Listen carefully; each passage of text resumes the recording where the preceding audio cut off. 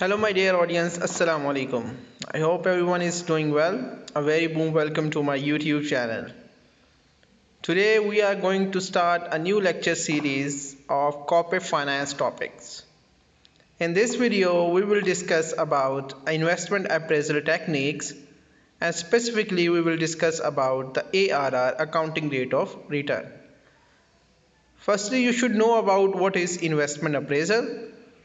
Investment appraisal is basically a techniques which is used to analyze, to assess different project. This technique is used by different investors, different decision makers in order to decide which project is better than other project.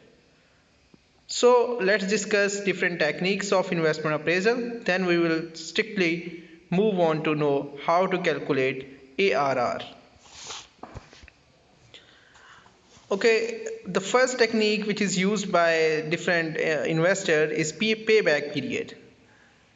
You should know that there are basically two techniques, the discounted technique and non-discounted techniques used by different investors.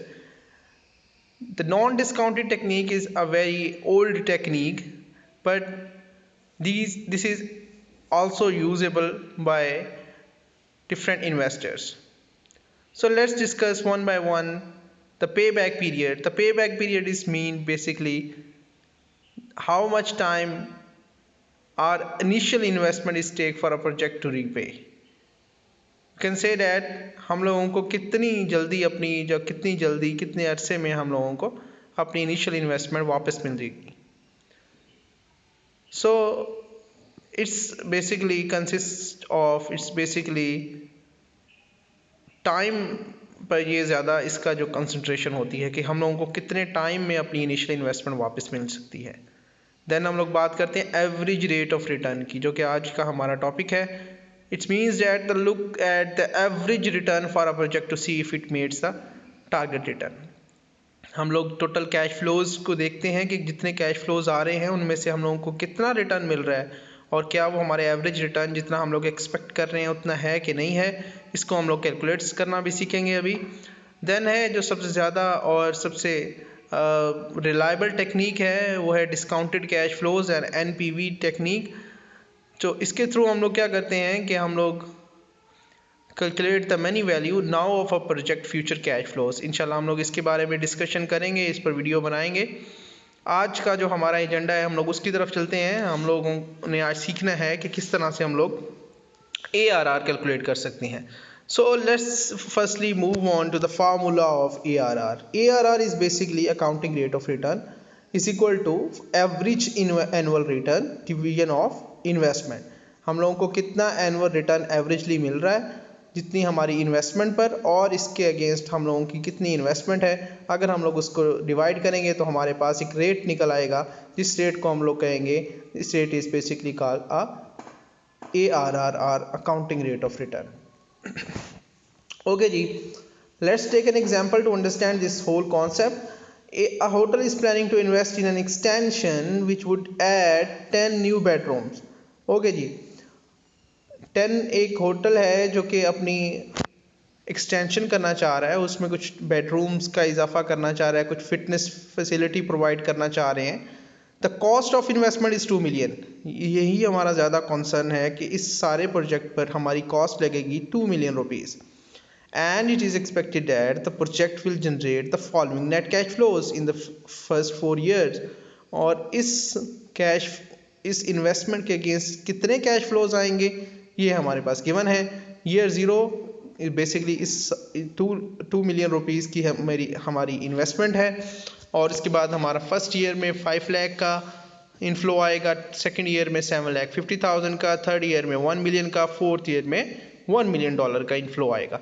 तो हम लोगों को अब ये जानना है कि इसका अकाउंटिंग रेट ऑफ रिटर्न का रेट कितना है, कितनी परसेंटेज में आता है, ताकि हम लोग इसको कंसीडर कर सकें कि whether this project is reliable और नॉट. ओके जी, लेट्स टेक. ओके जी, हम लोग यहाँ से सीख लेते हैं किस तरह से ARR हम लोग कैलकुलेट करेंगे. आप लोगों के सामने फार्मूला है और यहाँ पर हमारे पास ईयर्स में 0, 1, 2, 3, 4 में हमारे नेट कैश फ्लोज में गिवन है.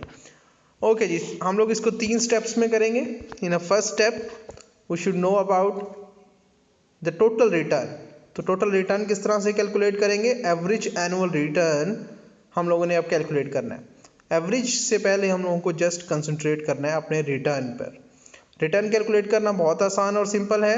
आप लोगों के सामने कैश फ्लोज गिवन है, 5 लाख, 7,50,000, 1 लाख, $1 मिलियन, $1 मिलियन, इन सब को एडअप कीजिए।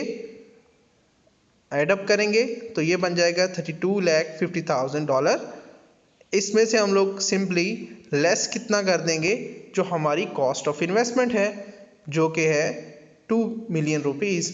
तो 32,50,000 में हम लोग अगर 2 मिलियन का जो है वो लेस करेंगे तो हमारे पास जो बचेगी रकम वो बचेगी $12,50,000। तो हमारे पास ये जो है वो बेसिकली रिटर्न है।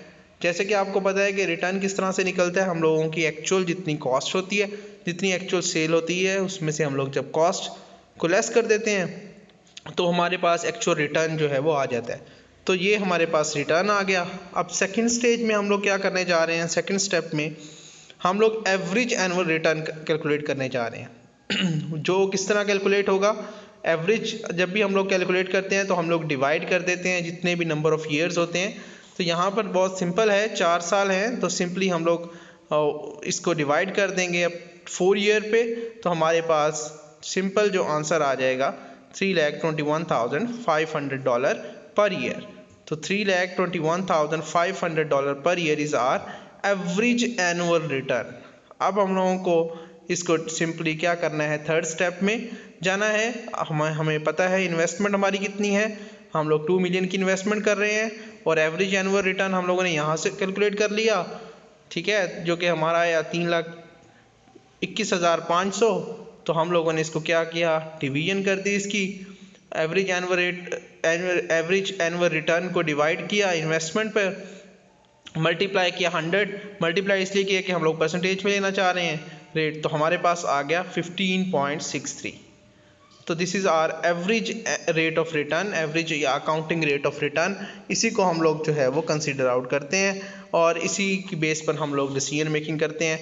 अब हम लोग अपने डिफरेंट अदर जो इसी इन्वेस्टमेंट को हम लोग कहीं और पर लगाएं तो वहाँ से कितने कैश फ्लोज होंगे उसका भी ARR हम लोग जो मालूम कर लेंगे और उसके साथ इसको जो है वो कंपेयर कर लेंगे। जिसके प्रोजेक्ट का ज़्यादा होगा हम लोग उसको कंसीडर आउट कर लेंगे, उस इन्वेस्टमेंट डिसीजन को हम लोग जो है वो ले लेंगे।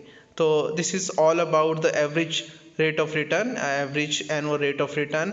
ये बहुत आसान है, सिंपल है, लेकिन ये एक ओल्ड टेक्निक है, लेकिन ये फिर भी इफ़ेक्टिव है। तो होप सो कि आप लोगों को समझ आ गई होगी। सिंपल 3 स्टेप्स में ये प्रोसीजर कंप्लीट हुआ।